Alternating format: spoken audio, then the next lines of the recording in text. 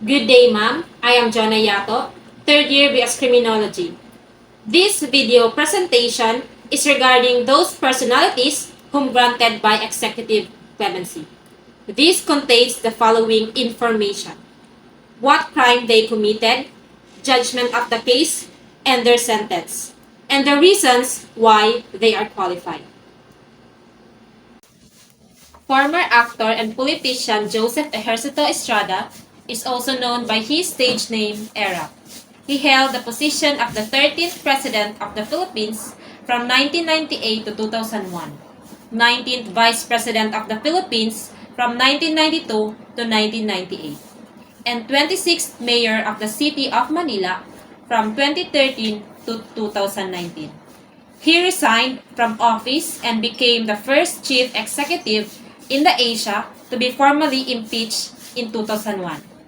He is currently the oldest living former president of the Philippines at age 86 years old. Estrada, the former president of the Philippines, was charged with plunder.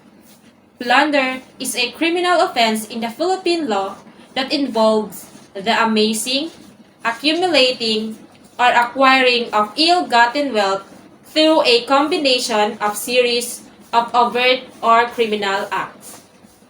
In the case of Joseph Estrada, the charges were related to allegations of corruption and accumulation of wealth illegally during his presidency.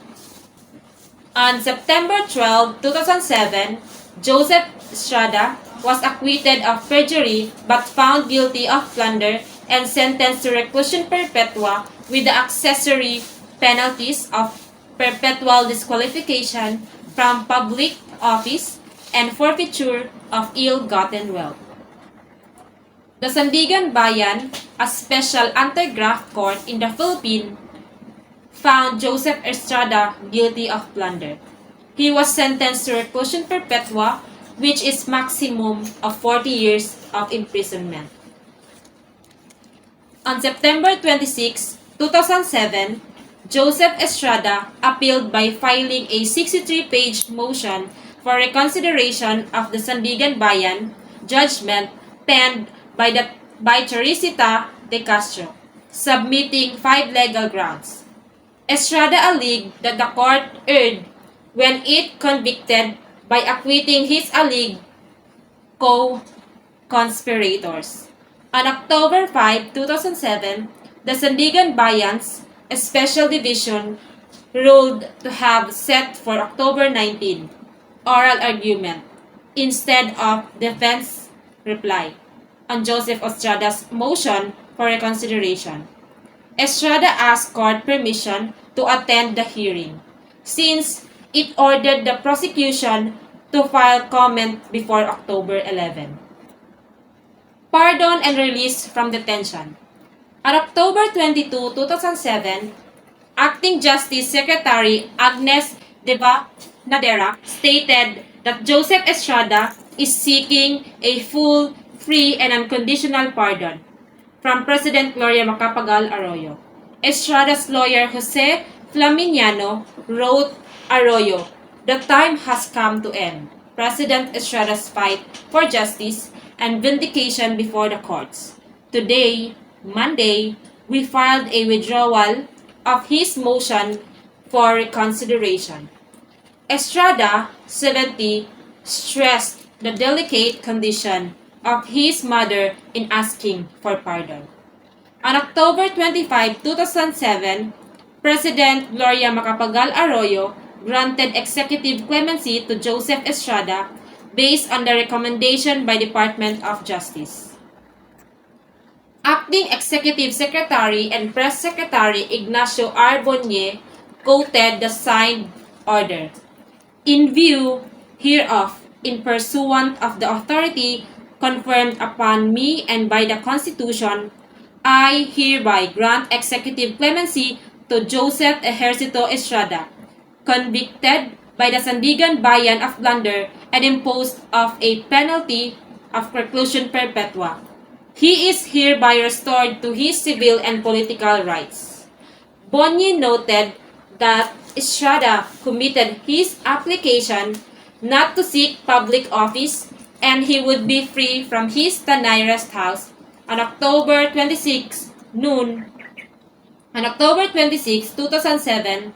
After almost 7 years of detention, Joseph Estrada was finally released after the Sandigan Bayan promulgated the resolution. Why he is qualified? President Gloria Macapagal Arroyo granted executive clemency to Joseph Estrada in 2007.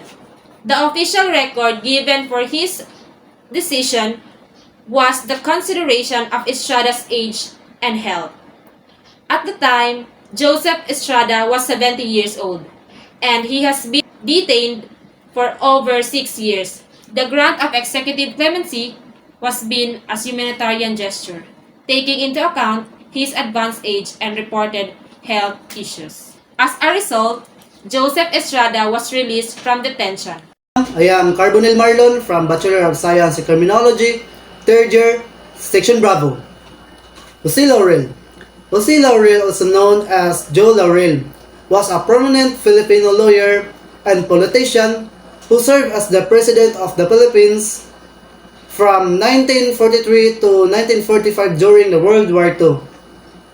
He was born on March 2, 1873 in Tanwan, Batangas, Philippines, and he studied the law at the University of the Santo Tomas, where he graduated valedictorian in 1894. In 1944, during his presidency, Laurel was accused of committing a crime when he issued Executive Order Number 137, which allowed the government to seize private properties and assist of Japanese citizens and corporations in the Philippines. The order was seen as the violation of the rights of these individuals and entities, and it was criticized by many as an constitutional taking of property without due process.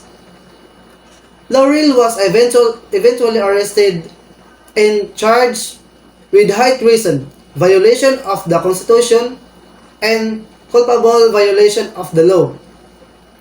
He was tried before a military tribunal, and on December 26, 1945, he was found guilty and sentenced to death by firing squad.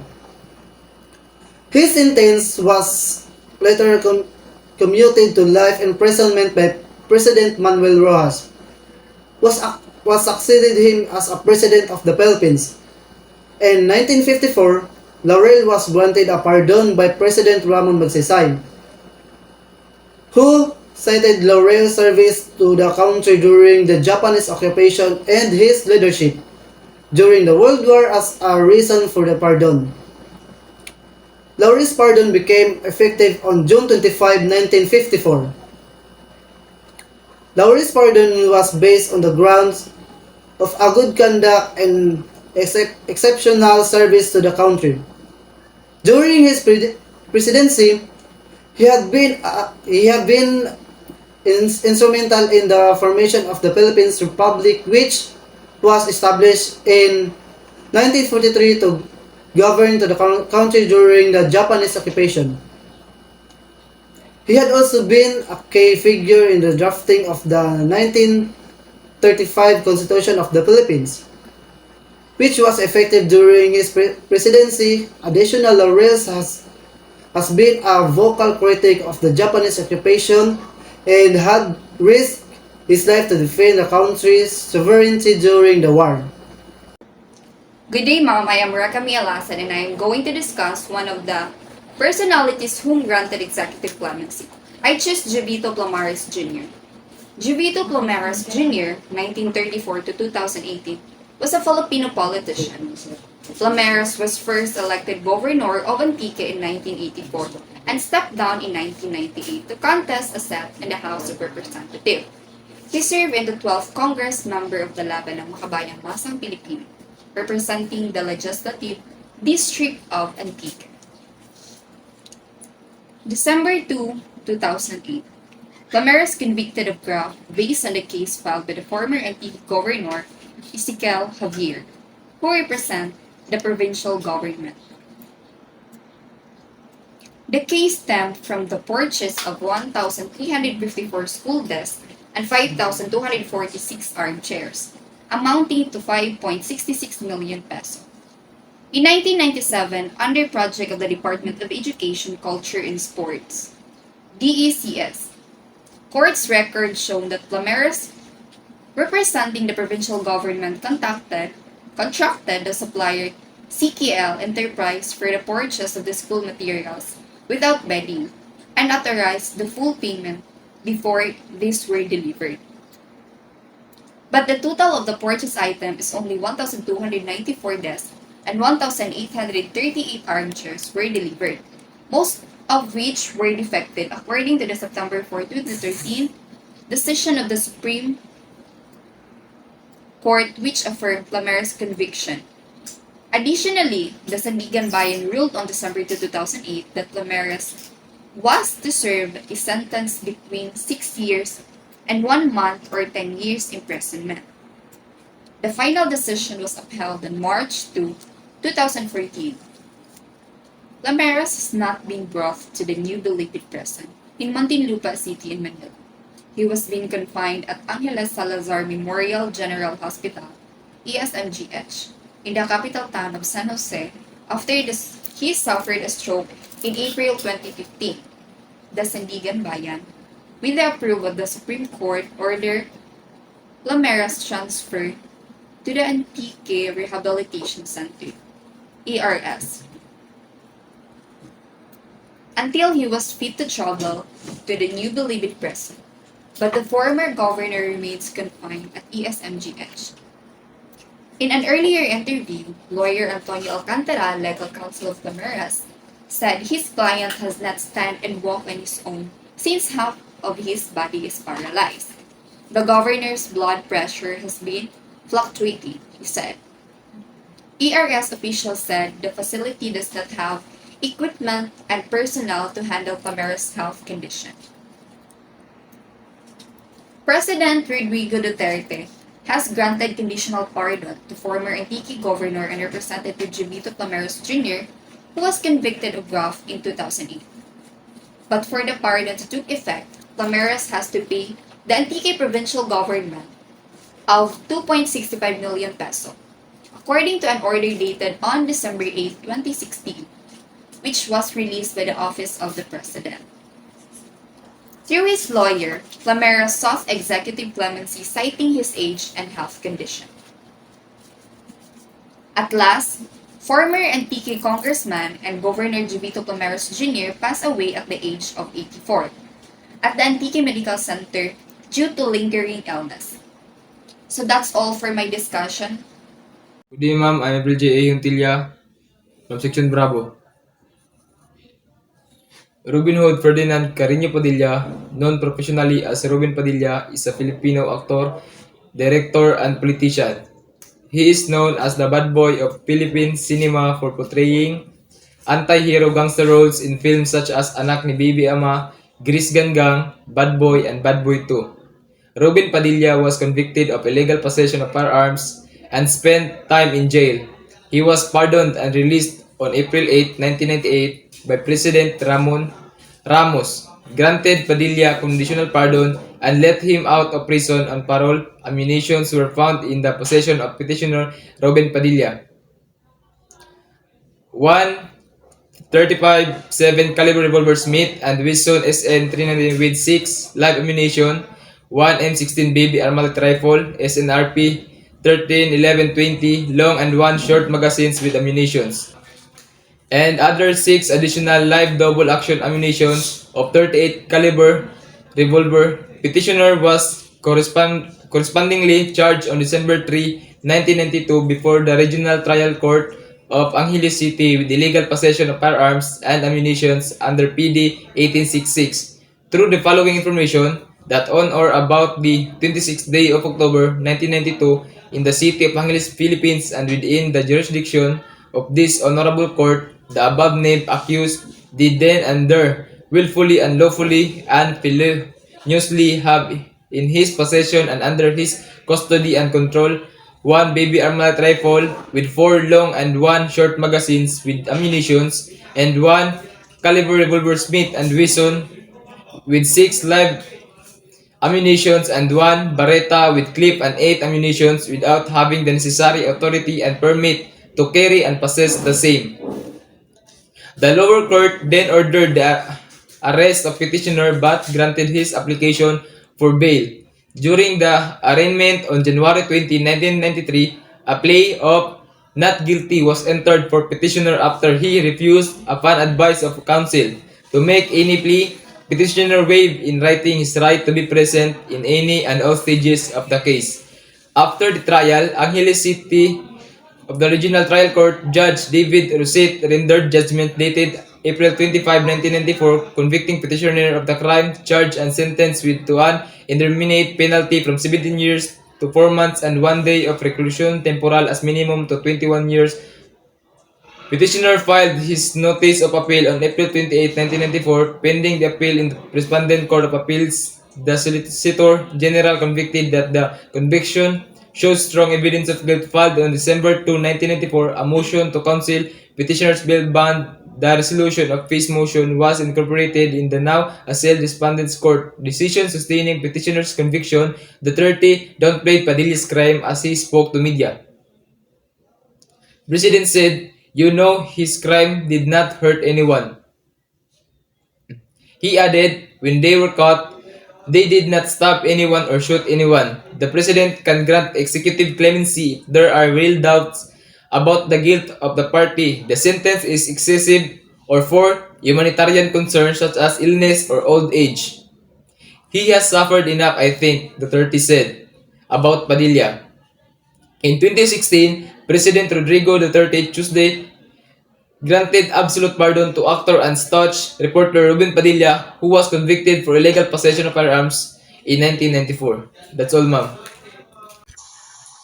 Good day everyone, I am Feblia Labajo. Joseph Scott Pemberton is a former United States Marine who was convicted of killing Jennifer Laude, a transgender woman in the Philippines. The crime took place in 2014 and it garnered significant attention both in the Philippines and internationally. Pemberton was found guilty of homicide for the death of Jennifer Laude. The incident occurred in a motel room in Olongapo, Philippines, after Pemberton and Laude met in nightclub. In December 2015, a Philippine court found Pemberton guilty for homicide and sentenced him to 6 to 12 years in prison. The court ruled that he killed Laude by drowning her in a toilet after discovering that she was transgender. Pemberton's eligibility for pardon was based on Good Conduct Time Allowance or GCTA. Under Philippine law, prisoner can have their sentence reduced due to good behavior. In September 2020, it was reported that Pemberton had served more than 5 years of his sentence and had exhibited good behavior while in detention. On September 7, 2020, Philippine President Rodrigo Duterte granted an absolute pardon to Joseph Scott Pemberton. This decision led to his immediate release from detention. The pardon sparked mixed reactions, with some expressing support for the decision, while others criticized it an accord to justice. And the next person is Hiro Onoda. Hiro Onoda was born on March 19, 1910 in Amioka, Japan. He was the third of 4 children and came from a family with history of military service. His father was a retired naval officer and Onoda's older brother has served in the Japanese military. Onoda himself joined the Japanese military in 1932 and served in the Imperial Japanese Army. He was known for his intelligence, discipline, and strong sense of duty.